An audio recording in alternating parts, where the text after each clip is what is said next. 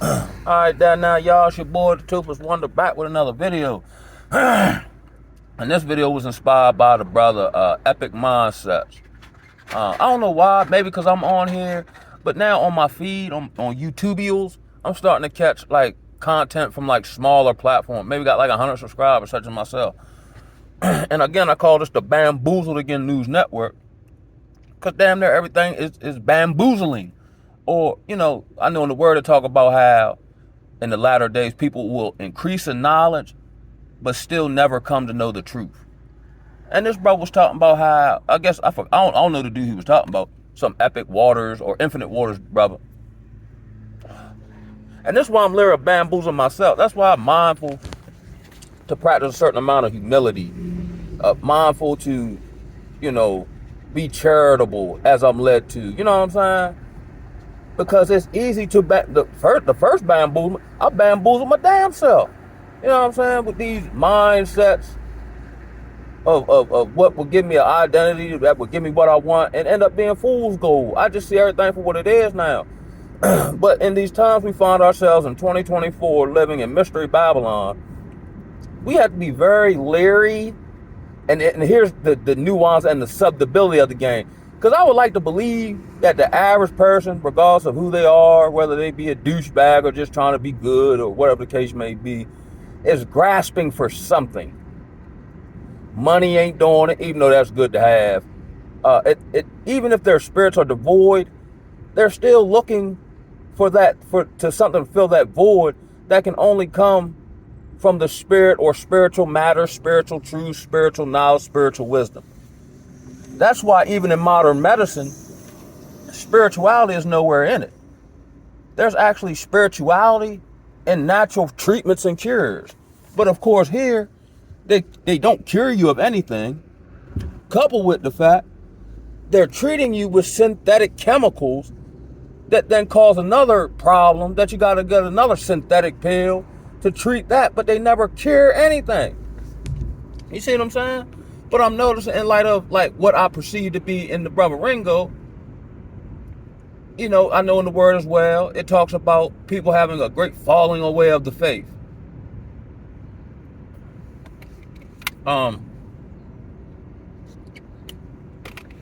Or people like, let's say, your spiritual idols of like your TD Jakes and your Creflo Dollars. And among common folk, now maybe people who, I don't know who would go there now, but I'm starting to catch a lot of content from just common brothers, you know what I'm saying? Like when that verse where, excuse me, and I still got my vice, you know what I'm saying? I ain't perfect by a long shot. I try not to make mistakes, but I try to learn from the mistakes I make, you know what I'm saying? Instead of keep repeating them. But I'm catching a lot of content from a lot of just average, everyday, regular black folk. You know what I'm saying? And we speaking the same language. We still might be in the press to some degree. We still might have, be underemployed or in between jobs. We still might have issues in our family or relationships. But we're truly seeking the Most High as the scriptures have said. Not the religious Christ, not the Christ that's packaged up and sold to you. And definitely not all this new age crap that I see a lot of say Christian or let's say Hebrew Israelite brother, how they're kind of remixing the gospel and hitting it with some cut of some new age esoteric, not, you know what I'm saying? Like I've said in other videos,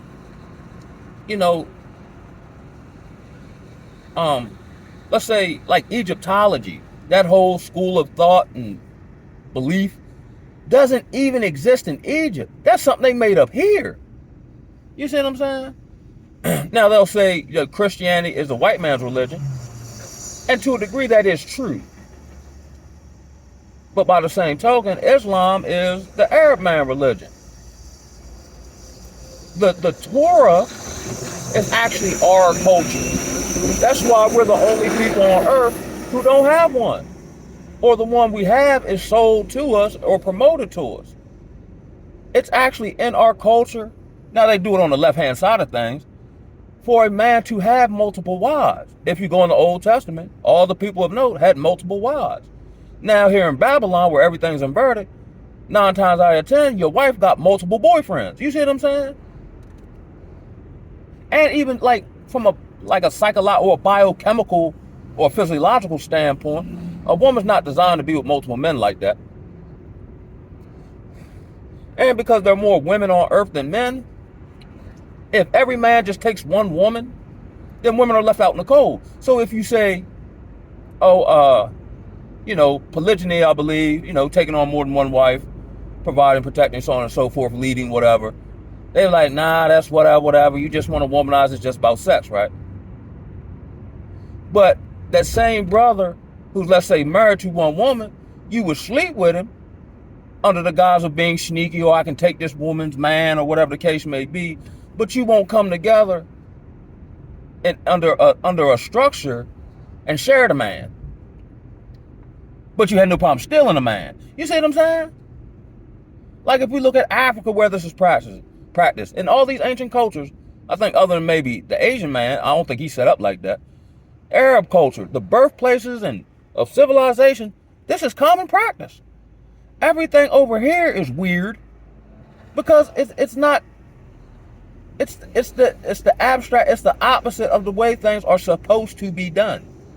So that's why, again, I started the Bamboozle News Network. As I come to know the truth, truly, I share it with others, regardless if they believe it. And a certain amount, like in my recovery journey, a certain amount of time was divested to unlearning stuff. I'm like, wait, this don't even benefit me. Why do I believe this? Why when I put this in the application, it don't work? You see what I'm saying? Because it's not meant to work. It's meant to dupe you. But I'm noticing a lot of spiritual bamboozlers. And as the word says, in the latter days, many false prophets will arise. Many, to me, translating into most. And when I read the scriptures, typically, like the prophets or the apostles, they did a lot of good. But they were hated as well. Nobody wants to go through the hate. Everybody wants to be accepted. And a lot of times you want to be accepted because you haven't done the inner work to accept yourself. It's something to be said when you're okay with you. When you're okay in your own skin around other people.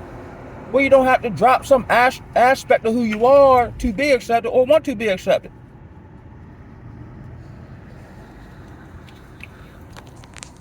And that's what they breed here in Babylon. Tomfoolery. Damn near, it seemed like damn near everybody's lying, or at the very least, they tell you enough of the truth to chime you in, and just enough of the lie to take you elsewhere.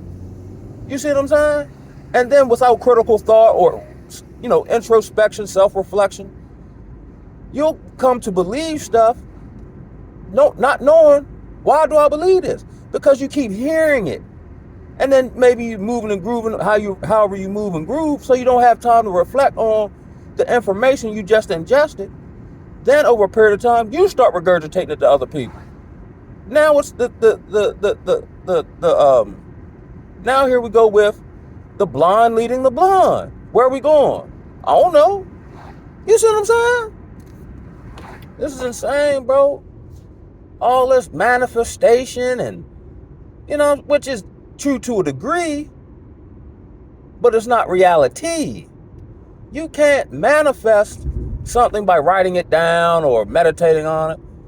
But yes, you can, if you put the work in.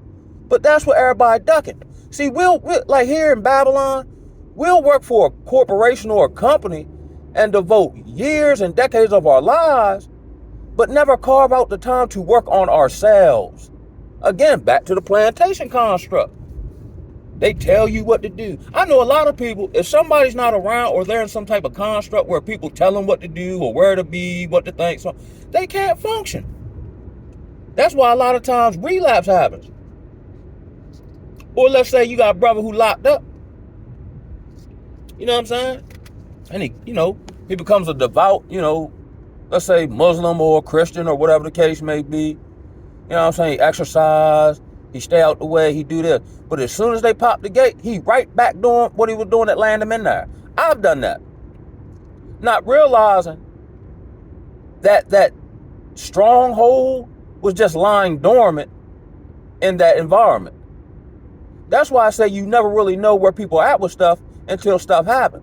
Then whatever's inside of them come out. Have a disagreement with your partner. You'll see if he's really your partner.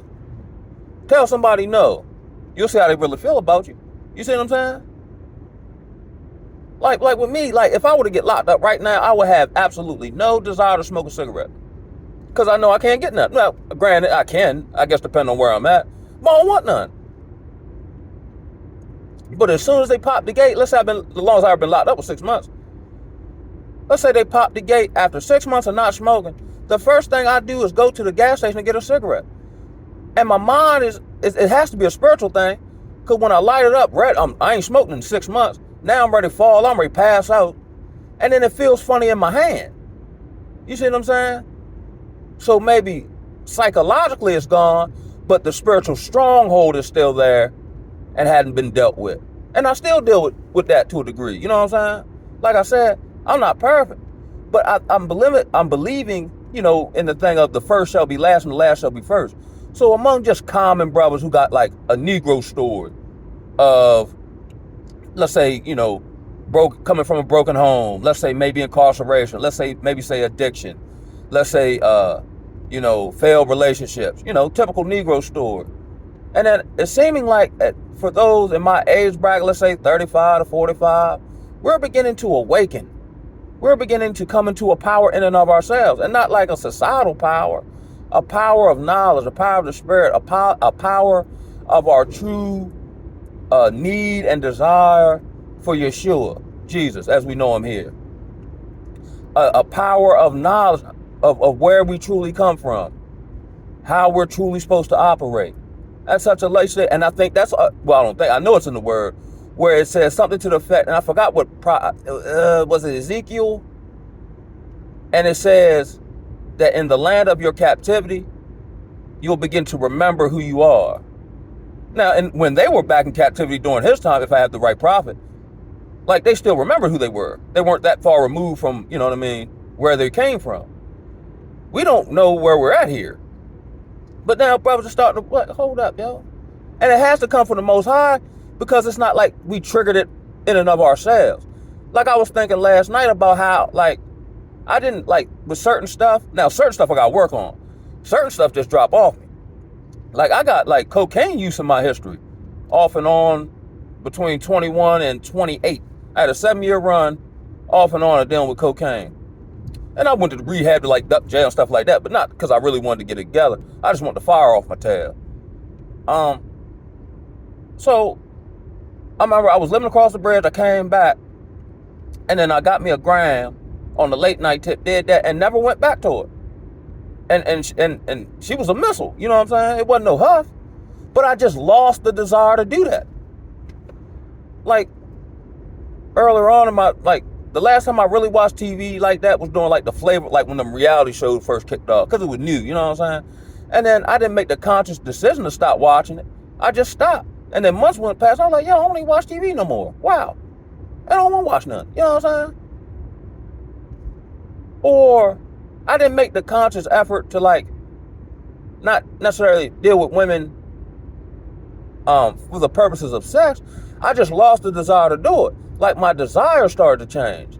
I still want sex, of course, because that's, just part of, being a human. But I want the sex that's attached to connection. So if I don't connect with the woman, I don't want to sleep with her.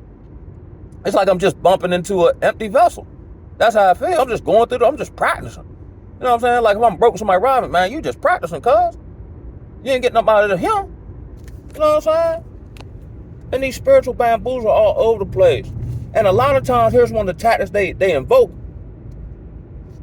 which a lot of people do, not just spiritual people.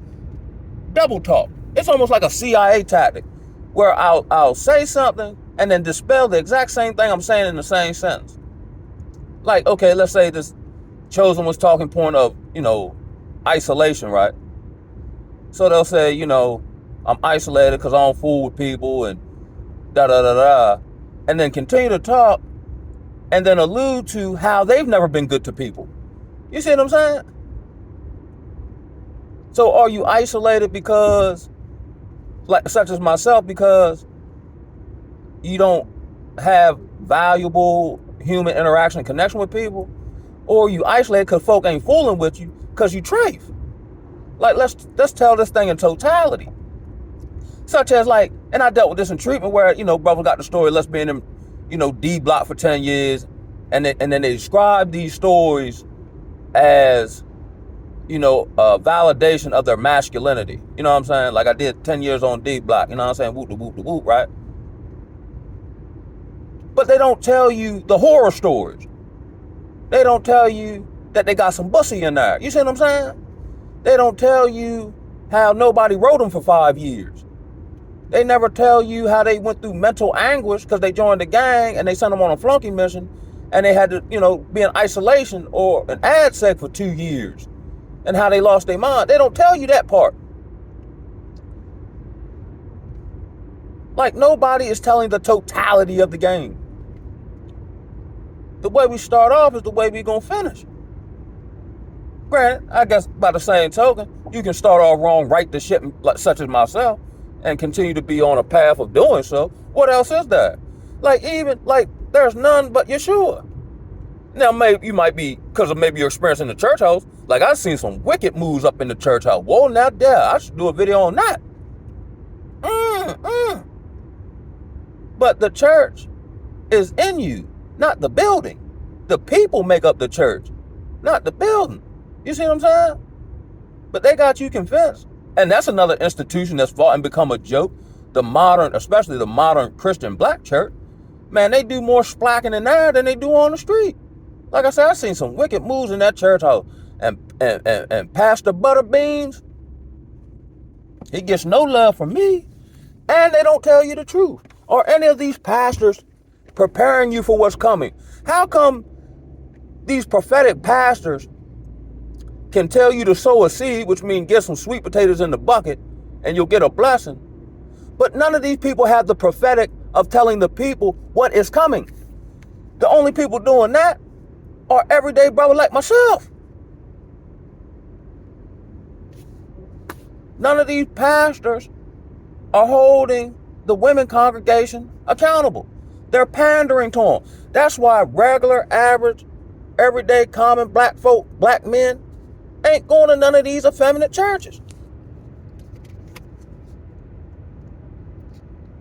Not the ones I know. And this ain't no not, but I know it's a common thing. I don't know what it is about the black church, but more often outside of the pastor, man, and he might be like this too. All the men that go there, they got a little twangy with them. Why is that? But again, in society, they're marketing the effeminization of the black male. But then you go to church, and that's all you see. And very domineering black women going to hear a message that tickles their ear. Tell somebody the truth out of love. I ain't even talking about harshly or like, tell somebody the truth out of love, they'll hate you. But it's almost like we protect the bamboozler. Like the guy who runs around the neighborhood, just sleep with everybody and have kids all over the place. One thing he won't lack is women to sleep with. Even though he has a terrible track record in this area, he will never lack women. The average, everyday brother who, let's say, work at the warehouse or, trying to build a skill set up or whatever, he is hard pressed to find a decent woman to deal with who don't try to finesse him. You see what I'm saying? So we're almost boxed in by default. And this is, a blanket statement, but it is the majority. Once you get on a certain type of spiritual campaign of just trying to find the truth and trying to deal with your issues and your vices truly wholeheartedly and struggling in the areas and being transparent about it, you'll start noticing you ain't got no whole bunch of support. I had more friends and had more women when I was acting a fool than I ever did when I was just trying to live and do right by myself and other folk. Then the game spins around. Now they talking drowsy or trying to tempt me or trying to play me like I'm, like I'm a chump or something like that. It's amazing. And that's why and I've done this, that's why a lot of times you go back into the world not understanding the long suffering that this journey entails. You see what I'm saying? I thought it was supposed to be I turn my life over to Yeshua and the butterflies come out the woods and all that type there. Man, it got worse. I darn near lost everything. I've gone through more hell trying to do the right thing, quote unquote, than I ever did when I was, dead wrong. And I asked God about this. I'm like, it seemed like, now mind you, looking back on it, he done saved my life 1,000 times. Courthouse, in the streets, unprotected sex with terrible, you know what I'm saying? I ain't never had no sexual transmitted disease, none of that. And I was just doing anything, you know what I'm saying? It seemed like he gave me more grace then than when I was like, you know what? Now I was foul for that. Let me try to live right. And the minute I make a mistake, it's like the hammer come down. I'm like, what is this? That don't make no sense. But now I understand as I, mature spiritually, it do make sense. I'm held to a higher standard. Just like if like they say, Bill Belichick was harder on Tom Brady than he was anybody else. And arguably, he's the greatest football player ever. Let them tell it. You know what I'm saying? Because you're the example setter. That's why I gotta be hard on you. You don't get the same. You get the same grace, but you don't get the liberty to make the mistakes everybody else make. Because I got you to lead by example. You see what I'm saying? And honestly, a whole lot of stuff just ain't in my heart to do. 2, I know how stupid it is mentally. 3, which may be the first one, with all the grace and mercy he done gave me, boy, I'm scared to death to do, now I got my struggles, but to something that he done freed me from or gave me the knowledge of and to do it, no sir. Man, earlier on when he put me through like a Hosea 3 kind of situation where he stripped me down bucky naked and embarrassed me and all that, man, we beat me down so love. Man, my head was big as Mark when he fought Tommy Hearns. I'm trying to told you. I said, God, I don't want to fight no more. Yeah, like one of them situations where the brother beat you down so love. You say, man, after you get done beating on, you say, cuz, I want to join your squad. I want to be down with you, yo. I ain't never had nobody beat me down like that. I want to join your squad, yo. You know what I'm saying? That's sad. I can laugh about it now, but trust me, believe, wasn't no laugh matter. But had he not done that, ain't no telling where I would be. And I darn sure wouldn't be able to operate in what I know. Certain amount of stuff I always knew. But because of my proclivities, I wasn't able to operate in what I know. Now, somebody who was a pure fool with a whole bunch of intelligence, among my area, I'm the wisest person everybody know. Like I said, everybody with all this master's degree education, ask me for advice. Or ask me my take on things. You know what I'm saying? Sure enough. Which was not, I wouldn't even think along them lines. But you'd be surprised how people, they may not, like you, or they may disdain you for certain attributes you may hold, but these people deep down admire you. Even though they might got way more than you. They admire your strength. They admire your knowledge, your wisdom. They acknowledge just your power. Because all the true power comes from on high. There's a certain amount of power in not wanting to be accepted. There's a certain amount of power into being able to curb your sexual desire in Sodom and Gomorrah Jr. I'm amazed by my ability to do that. And trust and believe, I'm a man like everybody else. And then everybody here butt naked. So my eyeballs work. So that go that way it go. I just don't try to facilitate that desire. Because my spirit isn't attracted. My eyeballs is, my flesh is. My eyeballs, my spirit. I mean, my spirit, not. And I know from where I'm at with it, it would be to my detriment. Like other people can do it and get away with it and have, positive experience. I can't because I'm not meant to. You see what I'm saying? I'm meant to go up the rough side of the mountain. I've used this analogy, right? And I came up with this when I was working. Let's say you're in some situation where you must go up this mountain, right? Hiking, running, whatever. So it's a steep incline. So it's tiresome. Your legs burn out. But you kind of adjust and get used to it. So it's still that. So it's still that. but you're not realizing your legs and your cardio is getting stronger. So let's say you get to a plateau or a plane where other people are, because you've been going uphill so long. Once you get on a regular plane, you now move faster than everybody without looking like you're rushing. No different than putting on a weight vest and running. You take the weight vest off, the weight that's off you actually, you know what I'm saying? Because you're so used to running with this weight on you. Once you take the weight off, you just shoot past everybody. And that's kind of how it is spiritually. As I say, we're able to run this race with endurance. You know what I'm saying? This ain't no 100-meter dash here. This ain't no sprint. This the long haul, baby. You know what I'm saying? And I try to plan and strategize for the long haul, even though I'm 40-something now. And they say the best time to plant a tree was 20 years ago. The second best time is today. I'm just flow-joing with it. You know what I'm saying? And I know that a man's gifts will make room for him. Like, I don't know how I'm going to do certain stuff, or you know what I mean? And not in no egotistical type of sense. But I'm a problem solver. I got to solve my own problems. You know what I'm saying? And they say that's actually the way to wealth, is the ability to solve problems. Such as, let's say Joseph in the Bible. You know what I'm saying? He got that, well, of course, he had to tell the dream to the Pharaoh and all that good stuff, which God has set up. But he became a heralded man in a foreign country because he was able to solve a problem, or had the knowledge and wisdom to solve a problem that no one else had. Not even, and I'll bring it back to these spiritual bamboozlers.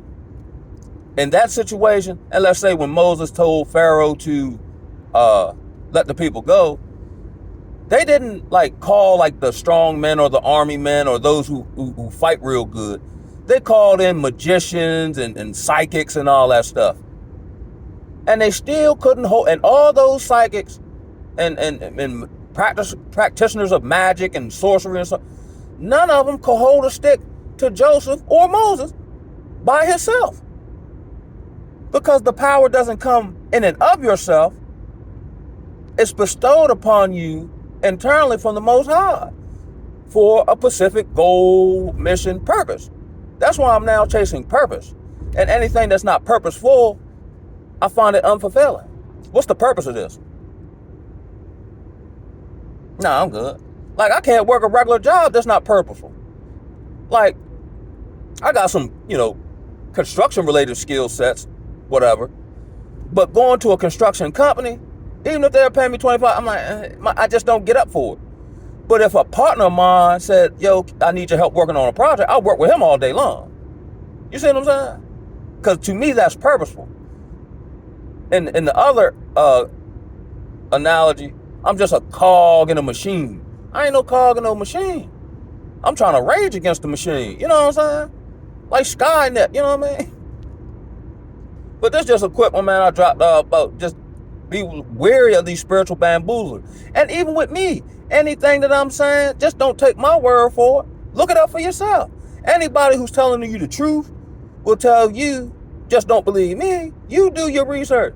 Study to show yourself approved. And that's what happened to a lot of these churches. They just preach the gospel, use it, take the word out of context, because they know ain't nobody going to go to the church and read the Bible for themselves. Or they'll take their interpretation of it. But let's say you read it for yourself and then you ask the pastor man a question. Now you done ran afoul of him, because now he taking it like you questioning me. Who are you to question me? I'm not questioning you. I got questions because I want to know. And since you're the pastor, I forgot to go to you. Anytime you can't go to leadership, master question, that's a problem. That's what you're there for, right? To lead. I ain't out that mob of just blindly following people. Not that I'm trying to usurp authority or undermine or anything. If I got a question, shouldn't I go to the leadership? Who else going to answer? But again, with ego and titles and all this type of jazz, the people's need for power, like me.